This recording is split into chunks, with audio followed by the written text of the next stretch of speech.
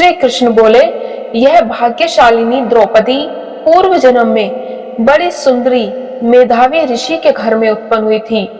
समय व्यतीत होने पर जब 10 वर्ष की हुई तब श्री गणेश जी को प्रणाम करते हुए हम पुरुषोत्तम मास का 8वां अध्याय शुरू करते हैं।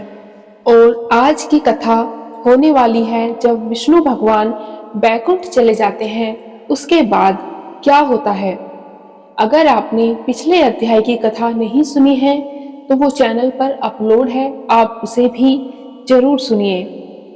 सूत जी बोले, हे तपोधन, विष्णु और श्री कृष्ण के संवाद को सुनकर संतुष्ट मन नारद नारायण से पुनः प्रश्न करने लगे।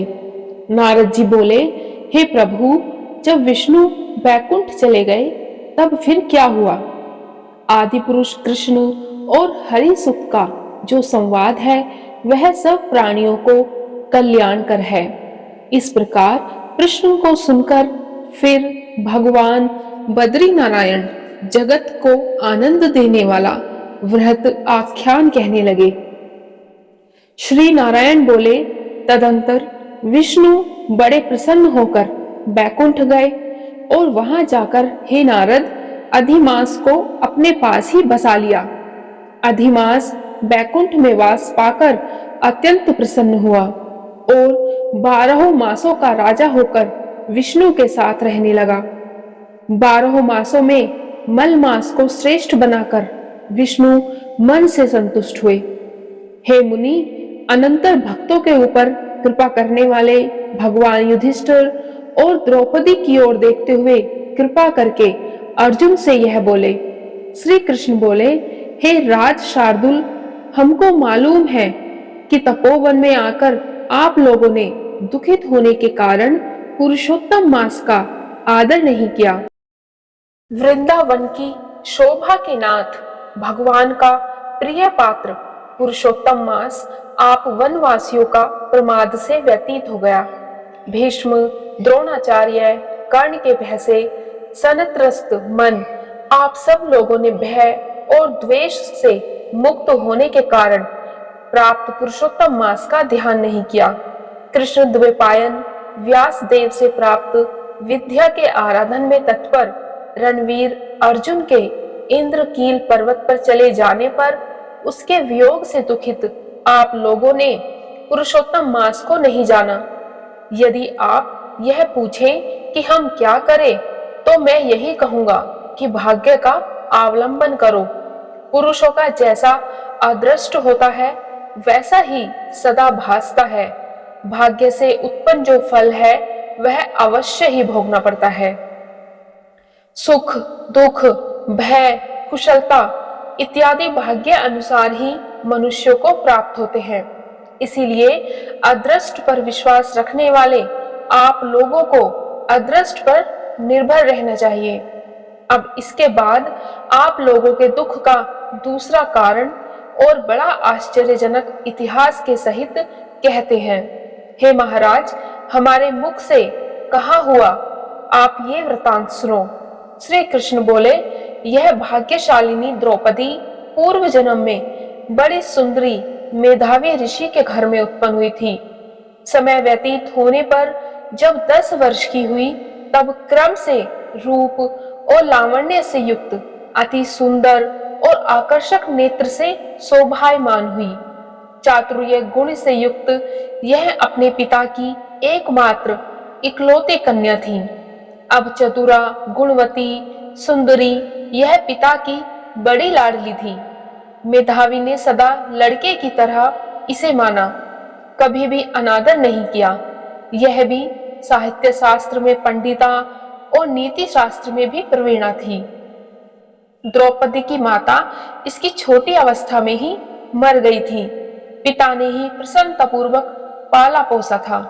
पास में रहने वाली अपनी सखी के पुत्र पौत्र आदि सुख को देखकर इसको भी स्पृहा हुई और तब यह सोचने लगी कि हमें भी यह सुख कैसे प्राप्त होगा।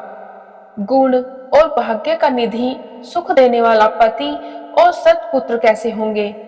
इस प्रकार मनोरथ विचारती हुई सोचने लगी कि पहले मेरा विवाह उपस्थित था, परंतु भाग्य ने बिगाड़ दिया। अब क्या करने से अथवा क्या जानने से एवं किस देवता की उपासना करने से या किस मुनि की शरण में जाने से अथवा किस तीर्थ का आश्रय करने से मेरी मनोकामना पूर्ण होगी। मेरा भाग्य कैसा सो गया कि कोई भी पति मुझको वरण नहीं करता है। पंडित भी, मेरा पिता मेरे ही दुर्भाग्य से मूर्ख हो गया है। बड़ा आश्चर्य है, विवाह का समय उपस्थित होने पर भी मेरे समान वर को पिता ने नहीं दिया। मैं अपनी सहेलियों के बीच में प्रमुख हूँ, परंतु कुमारी होने के कारण पति दुख से पीड़ित हूँ। जैसे मेरी सखियां पति सुख को भोगने वाली हैं, वैसे मैं नहीं हूँ। मेरी भाग्यवती माता क्यों पहले मर गई? इस प्रकार चिंता से व्याकुल कन्या मनोरथ रूप समुद्र के मोह रूप जल में निमग्न हो शोक मोह रूप लहरों से पीड़ित हो गई। इसके पिता मेधावी ऋषि भी कन्यादान के लिए कन्या के समान वर ढूंढने के हेतु देश विदेश भ्रमण करने के लिए निकले, परंतु कन्या के अनुरूप वर न मिलने से अपने मनोरथ में निराश हुए। कन्या के और अपने भाग्य से कन्यादान रूप संकल्प के पूर्ण न होने से देव योग के कारण बड़ा भारी दारुण ज्वर उन्हें आ गया। सब अंग ऐसे फूटने लगे जैसे समस्त अंग टूट टूट कर अलग हो जाएंगे और ज्वर की ज्वाला से व्याकुल हुए श्वासोच्छ्वास लेते महादारुण मूर्छा से मंदिरा पान से उन्मुक्त की तरह पैर लड़खड़ाते गिरते पड़ते किसी तरह घर में आए और आते ही पृथ्वी पर गिर पड़े। भय से विहल कन्या जब तक पिता को देखने आए तब तक कन्या को स्मरण करते हुए मेधावी मुनि मरणासन हो गए। भाग्य के फलस्वरूप बल से एकाएक कांपने लगे और कन्यादान प्रसंग से उठा हुआ जो महोत्सव था वह जाता रहा। इसके बाद पहले किए हुए गृहस्थ आश्रम धर्म के परिश्रम के प्रभाव से संसार वासना को त्याग कर भगवान में चित्त को लगाते गए। उस मुमुर्षु मेधावी ऋषि ने शीघ्र ही नील कमल के समान श्याम त्रिविली से सुंदर आकृति वाले श्री पुरुषोत्तम हरि का स्मरण किया। हे रास के स्वामी, हे राधा रमन, हे प्रचंड भुजदंड से दूर से ही देवताओं के शत्रु दैत्य को मारने वाले, हे अति उग्र दावानल को पान कर जाने वाले, हे कुमारी गोपिकाओं के उतारे हुए वस्त्रों को हरण करने वाले, हे श्री कृष्ण, हे गोविंद, हे हरे, हे मुरारे, हे राधेश, हे दामोदर, हे दीननाथ, मुझ संसार में निमग्न की रक्षा कीजिए। इंद्रियों के ईश्वर आपको प्रणाम है। इस प्रकार मेधावी के वचनों को दूर से ही सुनकर श्री भगवान के दूत चटपट मुकुंद लोक से आते हुए और उस मरे हुए मुनि को हाथ से पकड़कर ईश्वर के चरण कमलों में ले आए। इस प्रकार अपने पिता के प्राणों को निकलता देख वह कन्या हाहाकार करके रोने लगी और पिता के शरीर को अपनी गोद में रखकर अति दुख से विलाप करने लगी।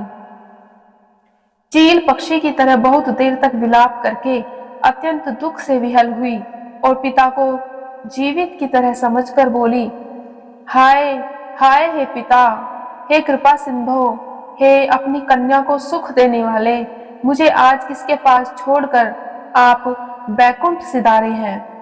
हे तात, पितृहीन मेरी कौन रक्षा करेगा? आज मेरे भाई बंधु माता कोई भी नहीं है। हे तात, मेरे भोजन वस्त्र की चिंता कौन करेगा?